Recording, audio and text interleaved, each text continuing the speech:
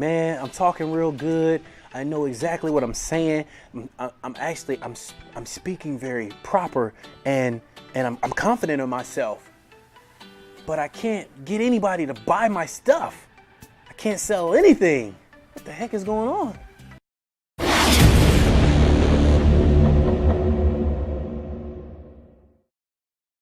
Hey guys, welcome back to Superior Sessions. This is Sean Gary, the Success Jolt, and today we're digging into this thing called building rapport. And a lot of times we try as salesmen or persuaders or someone you're trying to get your idea across to, we focus on that. We focus on, look, this is my product, you need to buy it. We focus on this is the services that I sell. Pick one, hurry up. This the one you need.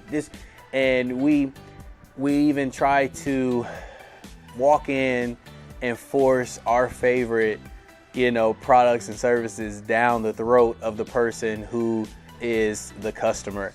And so this video, we're talking about a step that is oftentimes overlooked. And it's not just overlooked in the sales world, it's also overlooked in our day-to-day lives. And we've talked about in previous videos, go check them out. We've talked about having confidence in yourself, and we've talked about having confidence in your products, your services. And now we're talking about what comes next is, building rapport. So before I can sell anything to you, there has to be a connection. And so building rapport, let me first define rapport. I want to define rapport for you.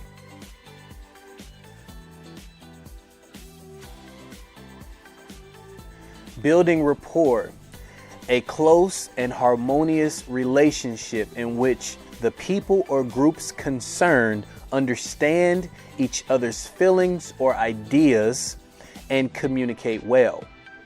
That is rapport. Obviously, before I want to try to have you purchasing something from me, there has to be a connection. There has to be, what I like to say is, instead of there being customer client versus salesman or company, I look at it as, let's just be two friends. Let's just be two acquaintances, two guys, two gals, a guy, gal, however it is. Let's just be two people talking, and not just two people. I want you to feel like we're friends. Understand this.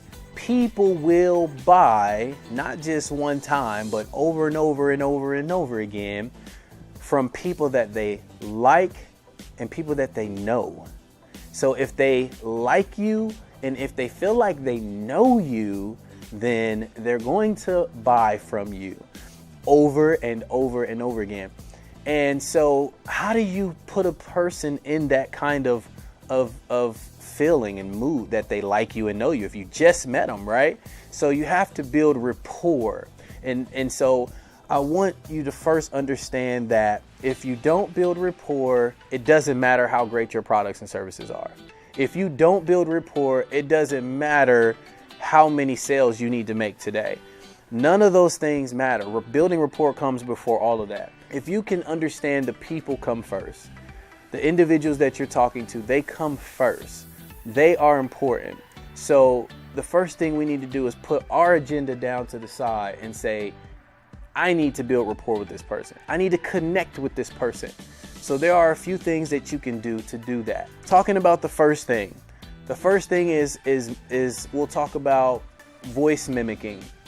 So with voice mimicking, you want to, as quickly as possible, be able to connect with this stranger, someone you recently met, or maybe you just don't know them that well. So with voice mimicking, you're basically mimicking how they're talking. So it's kind of fun, it's kind of cool, but the way it works is this. So if you, let's say maybe let's use the cell phone, a phone situation where you're calling, selling over the phone or connecting over the phone first, per se, maybe. So if I jump on the phone and I call, and on the other end of the line I hear, hello, this is Steve. Can I ask who's calling? I want to mimic that. So I'll say, yes, this is Sean. I was calling looking for you for something. I had a question for you. So the point is, you want to mimic their tone, their tonality. You want to mimic their speed. If I called and I heard, hey, this is Johnny, then I want to mimic that. Hey, Johnny, how's it going? This is Sean. I was trying to talk to you for a quick minute. You want to mimic their tonality. You want to mimic their speed.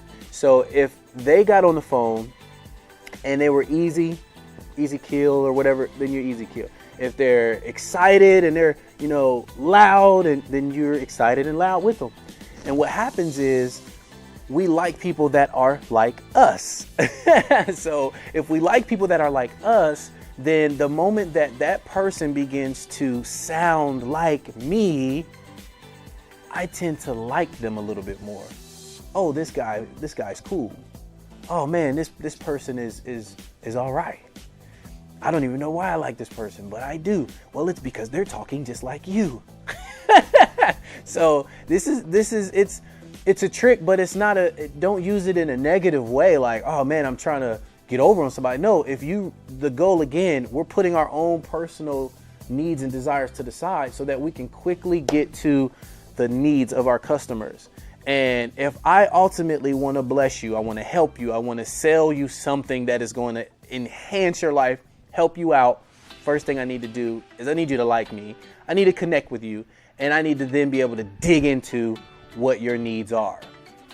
All right. So kind of getting ahead of myself a little bit, but that's where we're going with this. And I decided to condense it into one video. I was trying to figure out if I wanted to go rapport and the next step in another video, but I'm going to kind of put them together to kind of work together.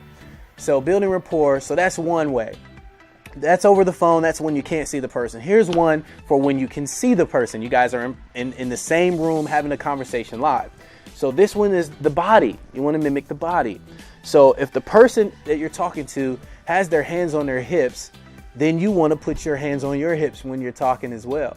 If that person has their arms crossed when you're talking, then you want to cross your arms while you're talking. If they're leaning against a wall, then by golly, you better lean against something as well. So again, it's the same thing. Excuse me. If you guys are sitting down and he's leaning back in his chair or she's leaning back in her chair, then you lean back in your chair, because it's not about, oh, I'm gonna be in their face, I'm aggressive. No, right now we're building rapport. We are connecting ourselves to that person so that we can get to the next step, which I'll share in a minute. So the first step is building rapport. A lot of times we think of building rapport as, hey, Mike, you said what city are you from? You're from Cleveland. Okay, Cleveland. Yeah, I know a friend that lives in Cleveland. And yes, that's a great way to build rapport because you're finding a connection. You're finding similarities, right? But it's more than that. It's more than that. You want to do more than just say the same things and talk about the same stuff. You want to get connected with that person. You want to build a rapport that's beyond eyesight and beyond ears. It's mentally connecting you to that person. Okay. So obviously we can go to the verbal next, which we're just touching on. So the third thing I would say is the verbal, finding connections to build a rapport verbally. So if they say they're from a city, they say they're from, they're from a certain town. If they say their career field is in this, if there's something that they describe that you can connect with, then you connect with that thing. And you always are looking for ways to connect with this person. That's the first thing. A lot of times we try to quickly get to what our favorite product is. Yes, I'm just here because I wanted to share with you these products, these knives, these whatever it is. Like, no, put that stuff away, man. We got time for that later. Because if I rush into that, they're going to rush me out of their house. They're going to rush me out of the office. They're going to rush out of the dealership. They're going to rush away from me, away from you. So you want to take your time and build rapport with the person. So once you're able to build rapport, you guys are on the same page. You're flowing together. The conversation now goes into a different direction. This is where we go into communication. We go into the questions, asking the right questions. So the next part of this video, understand that now that we've built rapport, now I have to ask the right questions. So in asking the right questions, what is the purpose? What is the point of asking the right questions? Well, I might have in my bag of products here a whole bunch of different things that the company offers. My goal is not to just randomly pick one out and just give it to you. My goal is not to go, oh, this one is going to cause me the most commission. I'm going to make the most money off this one, so this is the one I'm going to sell you and tell you that you need this more than anything. That's the problem with sales, is people feel like they've been pushed. They feel like people don't say, they're not listening to no. So obviously we built rapport, so we're connecting with this person. Now, I feel like when you build rapport, you allow your heart and that person's heart to come closer together. And now I have love for this person. They have love for me. So I want the best for this person.